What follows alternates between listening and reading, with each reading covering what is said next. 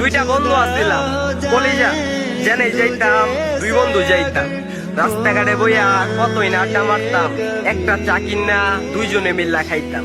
আর আজকে ওই বন্ধু এক জায়গায়, আমি এক জায়গায়।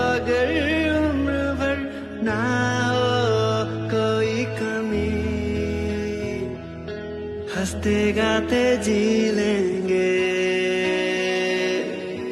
गम को तेरे पी लेंगे,